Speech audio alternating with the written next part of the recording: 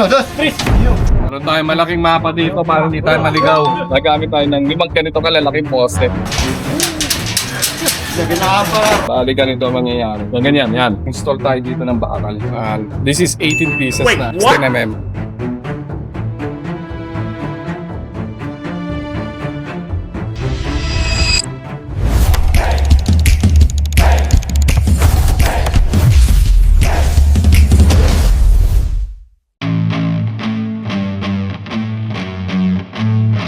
Itong dalawa, magkatabay. Opo. Magkapantay. Meron tayong malaking mapa dito para hindi tayo maligaw. Yung mga poste nito ay balabalagbag.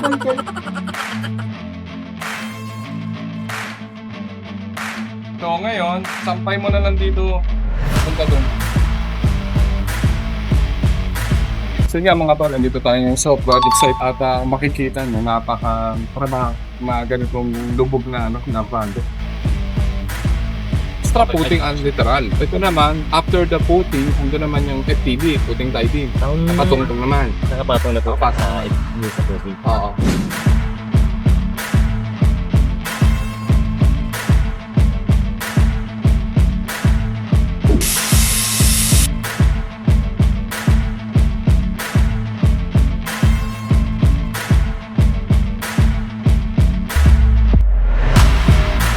At dito naman mga tol, nagamit tayo ng 5 ganito kalalaking poste. So sa mga nagtatanong bakit ang lalaki ng poste, this is a 3-story with the deck. At yung situation natin dito ay napakalalambot. So hindi lang yun kakaroon pa tayo dito ng double tie beam. Kung ganito kalalaking poste at 5 ganito kalalaking poste. Ang sukat ito ay nasa 300 by 450 pag binuhusan lang. Papasok dito ang bakal nasa 18. 18 ng bakal gagamitin natin. At dito naman nasa 14. 14 pieces na bakal. At ito yung inner lateral ties mga tol. Kita nyo. Ito ang kapartner nito. Inner lateral ties at ito naman yung outer lateral. Magaling nga ating steelman dito mga tol. Maayos gumawa, masipag at talagang maaasahan mo. Lalo na sa pagpalihan. Pagpalihan. Yung kasama yun Edit mo.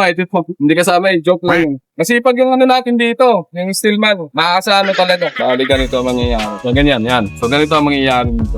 May inner lateral ties para sa 10 poste. Dito naman yung inner lateral ties na para sa malalaking poste. So dito yung fabrication natin. At dito rin ginagawa yung mga poste mga tol. So, at makikita nyo mga tol, may magkatabing 16mm dito. Bundle of 2. So sa mga puno niya may dalawang mag-asawa dito. Ganun yung sistema dito sa At ito yung parilya mga tol. Ito kalalaki yung parilya natin. Meron tayong doon, bubuhusan na combined footing. 2 poste sa isang paa or sa isang footing. Yung footing natin ito, meron pa itong saklob. So bakit may saklob? Kasi sobrang bigat ng poste mga tol. Yung weight niya kailangan din ng top bars para dito. Para maiwasan yung pag-bend or pag-break ng footing. Kala nyo yung footing, ganun lang. Pag minsan, may tendency rin yung kung hindi nasunod yung mga design, yung mga bakal na dapat gamitin. So may top bars pa yung footing natin. May saklob to mga tol. Nakikita nyo doon sa project site.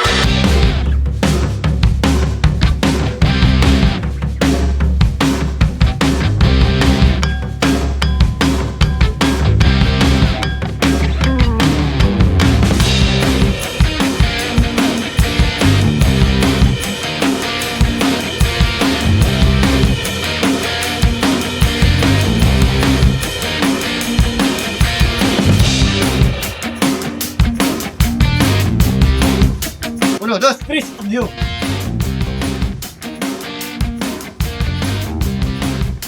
Okay, Pag yung mga poste, kailangan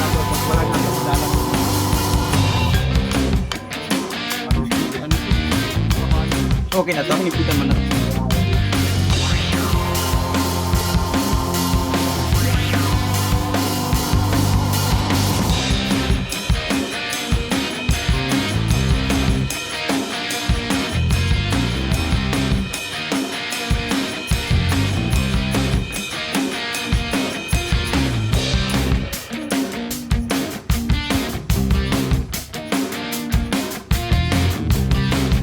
Install tayo dito ng bakal.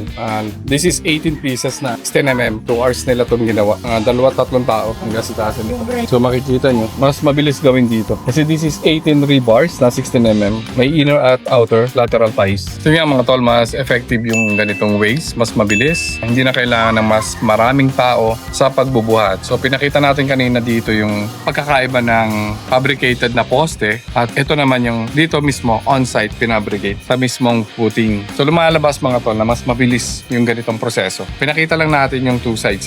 Isang traditional na ginagawa natin na dito sa fabrication area. At isa naman dito sa mismong on-site or mismong pwesto ng footing. Makikita nyo yung difference na mas mabilis gawin dito. So bakit pa naging mas mabilis? Meron ng layer of scaffoldings dito makikita nyo. May 2 to 3 layers.